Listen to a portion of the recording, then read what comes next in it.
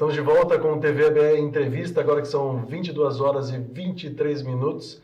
E nesta edição, recebendo Iracy Zeffel e Robson Benta, que estão representando aqui o Instituto Ímpar, que tem um projeto muito interessante que a gente vai falar daqui a pouco, que é o Circuito Diálogos Arte para Todos. Mas a gente está falando um pouco agora sobre o Instituto em si, as dificuldades que vocês enfrentam, né? E queria que vocês focassem um pouco isso, né, de alguma forma. Como é que o Instituto ele usa essa ferramenta de inclusão e promove também, principalmente, essa questão relacionada à saúde, para que a população entenda realmente o trabalho, a importância do trabalho de vocês? O grande desafio, né, que surgiu com a experiência do Robson, aí ele vai falar, né, um pouco disso, mas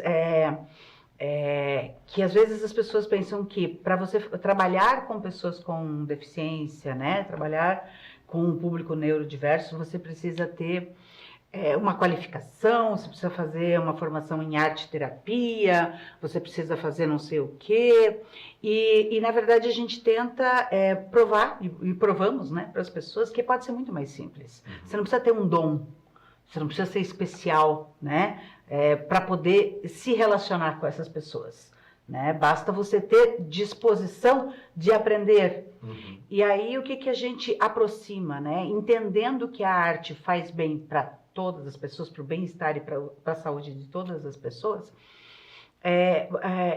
o que a gente precisa é que os professores de artes, os artistas, quem trabalha com arte, se sinta tranquilo, se sinta à vontade. Às vezes precisa de um suporte para entender, fazer uma mediação com a família, né? Entender o efeito, principalmente da medicação, que às vezes ela interfere no comportamento, né, do bem-estar. Então, nós no Ímpar a gente diz que a gente não faz arte-terapia. Ninguém tem formação em arte-terapia no Ímpar, né? Porque a arte-terapia é uma metodologia, existem especializações para isso, muitos profissionais que trabalham com isso. Nossos professores, nossos artistas fazem arte. E a gente tem os nossos aliados, que são os profissionais de saúde. Então, desde o começo, né, a ideia do Arte para Todos, ele nasce dessa junção de um grupo de pessoas que são das artes cênicas, né, da dança, do teatro, da cultura, com um grupo de profissionais da área da saúde que entendeu os benefícios que a atividade artística promove para as pessoas que eles atendiam, né? Então, a gente tem muitos relatos, né? Assim, nossa, eu estou em clínica, trabalho com ele há 3 anos, 2 anos, não sei quanto tempo, e ele nunca nada, em 2, 3 aulas de teatro ele saiu fazendo tal coisa. Né? Então, assim, por quê? Porque é um ambiente seguro que a gente cria para eles. Então, desculpa te interromper, mas assim, eu acho que a coisa mais importante é você olhar para aquele corpo e ver uma pessoa dentro dele. E lembrar que a atividade artística, a produção artística, a criação, em todas as áreas, ficou muito voltada para a profissionalização, né? Então, se você não quer ser ator no futuro, não precisa fazer teatro agora. Se você não tem voz para cantar numa competição de voz, você para de cantar. Inclusive em casa, que voz horrível. Porque a gente criou a história da comparação e ela fez mal para todo mundo. Né? Eu posso até fazer meu desenhozinho no cantinho do meu caderno e ele me resolve, porque estou me expressando, mesmo que seja para mim, já está cumprido o papel da arte, porque ela nasce antes como uma forma de expressão nossa, depois que ela vira produto. Né? E a pior parte é que acaba nos tirando o direito de praticar. Para de fazer arte, não perca tempo com isso, como se isso não importasse mais para nós. E é mentira, né? Porque nos tranquiliza, mantém nossa saúde, poder cantar, nos divertir, nos relacionar com outras pessoas, independente do produto final virar um produto vendável. E talvez a gente tenha descoberto isso, porque a gente se atreveu a experimentar conviver com as pessoas, né? Considerando elas pessoas. E aí, imediatamente, você vê que a pessoa talvez estivesse muito travada porque ela ainda estava pensando em achar um jeito de poder existir. Que a arte, para muitas pessoas, né, tem sido um jeito de se salvar, e na pandemia a gente observou isso, mas não é a coisa mágica, mas você permitir que o outro se reconheça como capaz de produzir alguma coisa que faz bem para ele no grupo, mesmo que seja só poder falar e ser escutado sem ser criticado, sem ser comparado com ninguém. Nas nossas práticas não existe competição e não existe modelo. Porque a gente precisa começar... eu danço, mas eu não danço. Não dança como alguém, como um modelo, como se não dançando daquele jeito você não dança. Dança como você. E isso, mas daí as pessoas se travam e não querem. Senta direito, para com isso, que bobagem. Uf, travou a pessoa. Imagina a nossa cabeça tentando nos segurar para a gente não se mexer, porque o que as pessoas vão pensar? A gente se gasta inteiro para se segurar e não sobra tempo, porque muita coisa, além de me segurar, o que as pessoas não vão pensar? A gente fica muito com isso e na prática a gente reconhece que quando alguém está se mexendo, olha lá, tá louco, como é que a gente vai ficar à vontade, né? Se essa é a nossa única formação, a gente só quebra isso em sala de aula para fechar a bola que a Iraci levantou para mim. Em sala de aula, como é que você faz? Eu falo, exatamente a mesma coisa que eu faço com todas as outras turmas. Eu tenho 10 alunos neurotípicos, tem dificuldade? Não tem? Não tem? Tenho 10 alunos com transtorno mental e a maioria é esquizofrenia. Qual é a dificuldade que você tem? Qual é a dificuldade que você tem para fazer o jogo? Só. E para todos, é mais saudável para todos, não ter modelo e não ter competição. Quem faz melhor? Se a gente é diferente, isso precisa ser lembrado o tempo todo. Eu sou diferente de você, tanto quanto você é de mim, e sei lá até onde vai isso. Então, como pretender que a gente produza alguma coisa igual? Sim. E pior, como comparar e dizer que um é mais bonito, mais qualquer coisa do que o outro, partindo de dois corpos, duas pessoas completamente... A gente não tem noção do quanto a gente é diferente. Então, devagarinho, a gente vai se encontrando, reconhecendo as coisas que permitem que a gente conviva junto, tipo, a gente, em 20 anos, estamos ainda renovando. E viver aquilo. Né? Porque se a gente for saber tudo, de repente a gente não se relaciona com ninguém. E até, de repente, num momento que você planejou uma atividade e tudo mais, a própria questão cognitiva da pessoa... ela vai fazer com que gere um resultado que a outra pessoa não tenha a mesma cognição e vai gerar um outro resultado. Como deveria ser permitido para todos os grupos, né? Porque o que acaba acontecendo, alguém tem dúvida? Ninguém se manifesta porque é muito feio ter uma dúvida, ou vai... Aí a gente não erra mais, pensa. Esse trabalho que a gente tem feito, né? O Arte para Todos, como ele nasce dessa parceria com os profissionais de saúde... Então, dentro dessa trajetória, aí ele começou a despertar o interesse, né, de professores, começou aquela coisa de conversar dali, até que em 2017 a gente foi procurado por um pesquisador, um psicólogo de Joinville, professor, na época ele estava indo fazer uma pesquisa de mestrado, o professor Fabiano Furlan, e ele descobre a gente e ele identifica nas nossas práticas muito do que ele estudava, pesquisava, entendia, e aí ele despertou na gente, né? A gente montou um grupo de trabalho, então desde aquela época a gente tem tido essa parceria mais próxima realmente com a academia, com profissionais dentro dessa área, né? E aí recebido o quê? Estagiários da área de psicologia, estagiários de terapia ocupacional. A gente tem um trabalho com alguns cursos de enfermagem na cidade, de também ter essa aproximação, né? De fazer alguns encontros, né? Que a gente chama de workshops ou de diálogos, dependendo do formato, como a gente faz. Porque para a gente mostrar que existe essa possibilidade. Né? A academia hoje, a academia quando a gente fala, né, o ensino superior que forma esses profissionais, de uma maneira em geral, não só no campo da saúde, ainda desconhece muito sobre as práticas, né, de acessibilidade, né, para as pessoas, em todas as áreas, mas na saúde muito. É muita teoria e pouca prática. E aí a gente acaba sendo um campo de pesquisa, um campo de experimentação para esses jovens, para esses acadêmicos ou para os pesquisadores da pós-graduação. E aí entendendo né, esse percurso, esse projeto que vem agora, que é o Diálogos Arte para Todos nas universidades, ele vem dessas experiências que a gente vem acumulando desde 2018, 2019, com o Univille, com o Unisociesc, a CE, IELUSC, o DESC, o UFSC, a Federal e outras instituições de outros lugares que às vezes nos chamam.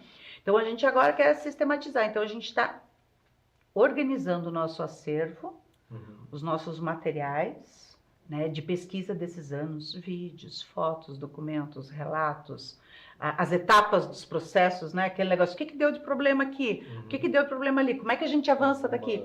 Então, a gente tem um trabalho de uma ideia de um método completamente aberto e a gente então está sistematizando isso com os diálogos. A partir de maio, a gente disponibiliza esse material para acesso gratuito e acessível, né? Estamos lá.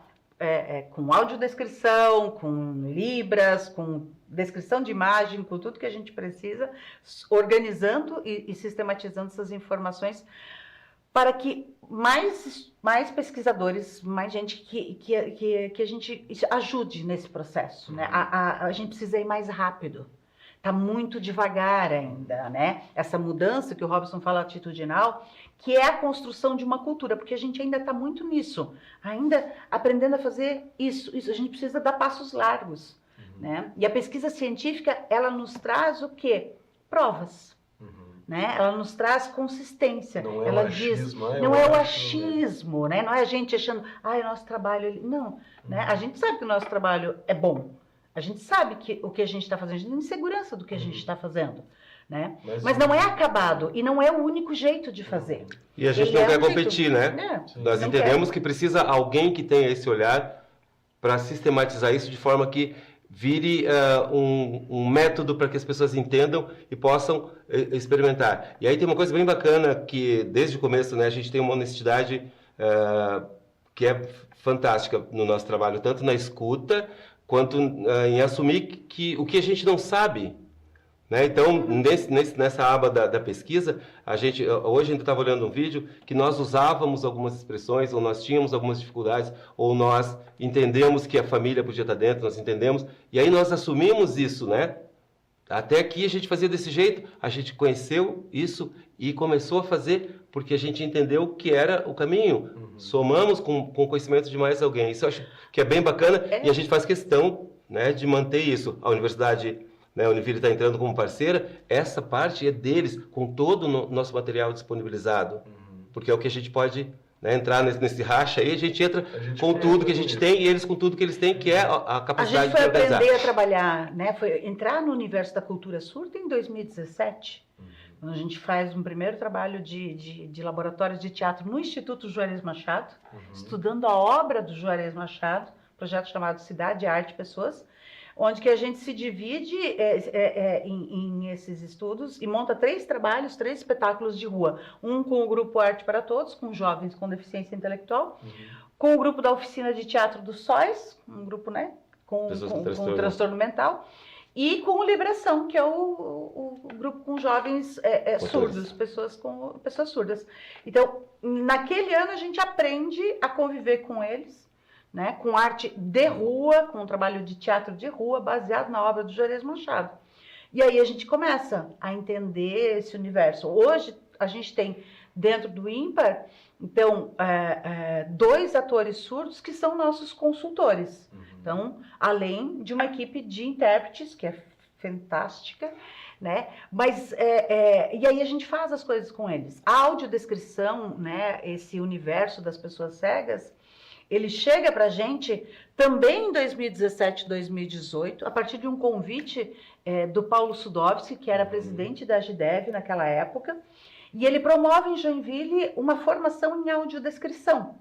Aí eu vou lá fazer audiodescrição, jornalista que sou, né, e curiosa, fazer essa formação, porque eu disse, a gente precisa entender como fazer, como acessar, como é que a gente faz isso, porque era muito caro na época, você depende de profissionais, porque era uma coisa tão limitada, tão pouca gente fazia isso no Brasil. Disse, então, vamos aprender a fazer. E muito da nossa prática é isso, vamos aprender a fazer. Ninguém sabe fazer, quem que se voluntaria aí? Vamos aprender a fazer. Vamos aprender a fazer com quem pode, né? E aí hoje a gente está nessa experiência, né? Ano passado estreamos o espetáculo do grupo de teatro Louco é Pouco, que é o que você sabe sobre mim, que também é tema de um filme, de um documentário, que nós estamos indo para o cinema, 2026, nós vamos chegar com a estreia aí. A gente estreou um espetáculo que tinha a intérprete de Libras em cena, com o grupo, e audiodescrição aberta, né? Pensada, estruturada junto com a dramaturgia, junto com o roteiro da peça, para que as pessoas da plateia também tenham essa experiência. Né? E aí o que a gente ouve de retorno, né, das pessoas assim, nossa, é legal esse negócio da audiodescrição, porque às vezes a gente não presta atenção em umas coisas que estão em cena, e aí a gente ouve, porque a gente não está concorrendo com a fala do ator, né? A gente está compondo, é pensado, a cena, o tempo da cena é pensado para poder dar essa informação ou outra. É importante o momento didático-pedagógico. A audiodescrição é sempre feita para as pessoas cegas, né? Ou é através do fone, um canal de rádio, ou com fone mesmo fechado ali no evento. E a audiodescrição aberta é feita para todos, né? E eu estou impressionado assim com a tranquilidade com que a gente tem encarado essa situação. Como fazer um espetáculo, no nosso caso de teatro, contemplando a audiodescrição e a Libras, sem botar o intérprete do ladinho, que a pessoa surda ou lê pelo intérprete ou vê, e a pessoa fique presa lá com o fone e a gente não faça ideia do que está acontecendo lá, que a gente já percebeu que pode somar, né? Então nós estamos começando já a criar, desde a criação dos espetáculos, pensando em como, enquanto nós todos não aprendemos Libras, né, que seria o mais bacana, já que as pessoas surdas não podem aprender nossa língua, a bola é nossa, né? Da gente criar vergonha e aprender que são mais de 20 mil pessoas surdas na cidade e mesmo elas, né? A maioria acaba desenvolvendo uma língua dentro de uma linguagem, não uma língua dentro de casa para se comunicar e acaba fechada dentro de casa, porque já sabe que vai encontrar essa barreira, né? Até para ir num médico e num mercado, imagina. Então, quando a gente experimenta isso, é a parte que a gente pode fazer no nosso trabalho. Né, para que a acessibilidade seja plena. Mas a gente não só faz, como a gente fala disso, como eu estou falando agora, porque as pessoas pensam onde elas podem acolher de uma forma mais humana as outras pessoas, sem pensar nisso como uma dificuldade, um problema. Porque a gente pode eventualmente ter uma deficiência temporária. É diferente. E aí a gente vai, aí nesse momento a gente vai entender, a gente precisa passar pela experiência, né? Eu não preciso ser mulher para entender e ser solidário com as dificuldades que o machismo traz para as mulheres, né? Com cientistas, preto já sou, mas com os velhos ainda estou chegando lá. Mas, sabe, entender o outro como merecedor do conforto, do respeito, do cuidado, como é para mim. Se eu não preciso daquilo, não tem problema, mas do que eu preciso, eu gosto de ser atendido.